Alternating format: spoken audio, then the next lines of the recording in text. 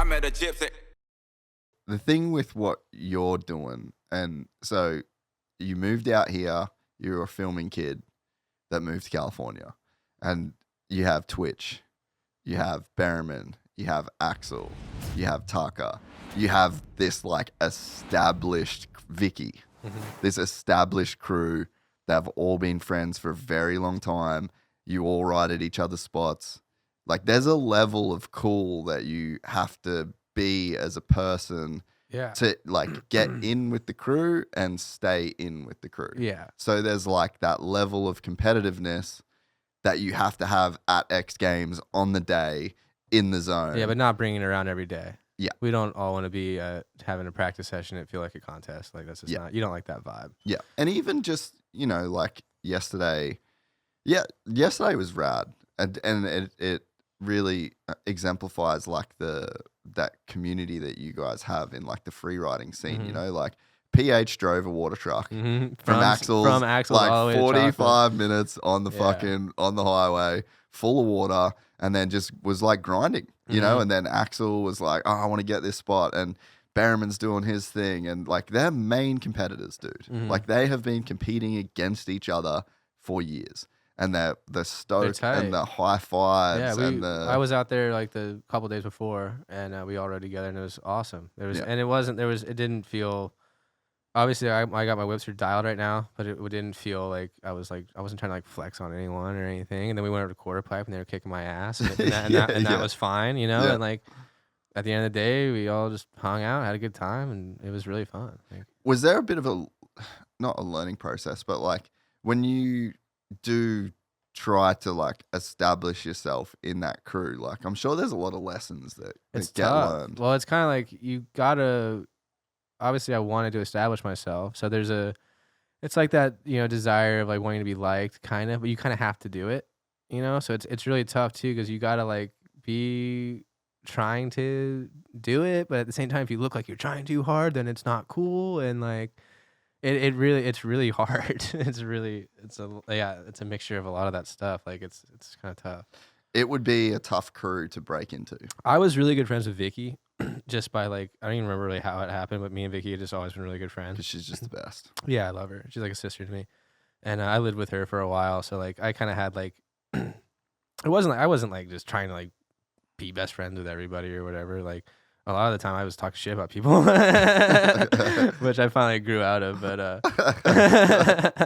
I wasn't like trying to really be friends with everyone. If anything, I was almost trying to do the opposite for a while, but they're just such good, like that whole crew of people, that's great people that you just talked about, all those dudes, and they really got it together. They've been through it. Yeah. And even like, you know, like Jeremy now is a really close friend of mine. I talk to him a lot about stuff I'm thinking about doing and whatnot, and he used to hate me. He thought I was a little shithead Grom, and I was, but like they've been through it too enough to realize like that people grow up. That's every Grom. Yeah, it's every Grom, and now like even when I meet 23-year-old kids right now that I think are little shitheads, like I'm just like, you know, dude, I was the same way. So it's cool that they also like gave you time to figure it out. Yeah. Now me and Jeremy are really tight, and like Taka and everyone, like it's really cool. Yeah, that you get to a point. There's a Grom thing where you come around. You either come around or you don't. Yeah, and you Grom out. But this is what coming around or not is, right? So people are going to call you out. So if you're a young kid and you're like struggling and you don't know what the fucking deal is, that's because you're probably not listening to the people that are around you. Or you're not hearing the right and things, you're not hearing what they're saying, because this is what happens, right? I literally just had this recently. So you get in a situation where you've got a Grom around you, and you're just like, hey, bro, this is what you're doing. This is why it's kind of fucking you. This is how it's going to stunt your progress in life. There's a few people around here that are giving you the same advice that have all been through this process. It's going to be very hard to hear. It's going to feel like an attack on yourself. Yeah. It's going to feel, you're going to want to recoil away from this advice, and you're going to want to recoil to the safety of being a fuck up Grom. Yeah. But that's well put. If you listen to this, and if you can deal with how much this hurts right now to be told that you really suck on like a bunch of different levels, you can grow from this. Yeah. And in that quick, you can fucking turn your life around, and you can skip all these steps that could take a person fucking years. But and some people never learn. Well, for me, I had people around me trying to help for a while there. Like I was just like depressed. I don't even know. I was partying a lot. It just wasn't a good time. And Was this in the HB days? No, Or this HB was days it was like better. Before Temecula. Yeah, it was like no, it was into like first Temecula round. Yeah. And I had people trying to help, but you know, even like for me, it's one thing to see footage of what I'm doing riding and then actually making it associate to something in my mind if I'm trying to fix something. Like actually understanding it and being able to grasp it truly, it just comes with you. It's like, yeah, I had people telling me these things, but I still didn't, you know, it's like you're saying, like you would want to just listen, but I still didn't like register. I just didn't get it. Like I knew what the issues were. I knew where I needed to be better as a person and everything, but it's hard to like, unless you just, it clicks in your head for you. You're not. You have to accept it. It's tough. It's a weird, but there really is a time where like you kind of like I'm either gonna do this or I'm gonna figure this out and be an adult or whatever. Like yeah, but yeah, it's tough. It's a fucking crazy process. And that really was the whole past 5 years of my life was like in this scene with these people and like they're all cool and like but I'm messing up and it's like trying to navigate it, figure it out. It's hard, man. But hey. Brian Deegan once said, "Who said life's supposed to be easy?" The general. He quoted that once. I think I screenshotted it. Yeah. I used to send general quotes to Durham. Oh. like real positive, like general quotes all the time. Like I'd screenshot it, like, "Hey, who said life's supposed to be easy?" General. Dude, he's a fucking savage.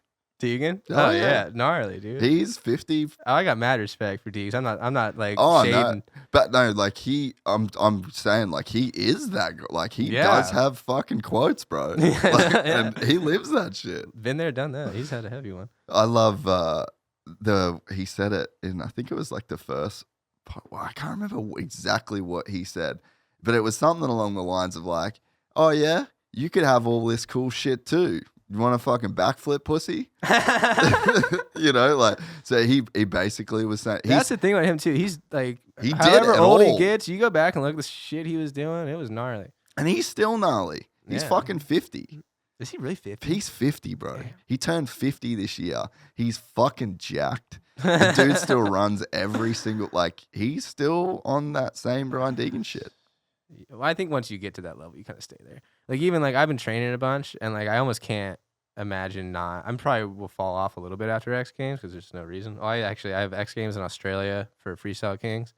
Oh, are you doing the Perth thing? I fly out the Monday after X Games. Yeah, I think we're all pretty much. Are you going? I'm not going to go to that, but like Berriman's going to go. Yeah, I think they're coming over to the Gold And then Coast Hill after. Jam is at the end of the next month too. So like this next month's gonna be gnarly. Yeah. But as I'm in this like spot where I'm just waking up, eating good, training a bunch and stuff, like I'm kind of having a hard time imagining not doing that now. Like I think like Deegan, he's just been doing like such a good, solid program. Like it's hard to stop. If you enjoyed this content, please like and subscribe. And to listen to the full 3-hour podcast, search Gypsy Tales in your favorite podcast platform or click the link in the description below. Gypsy Gang.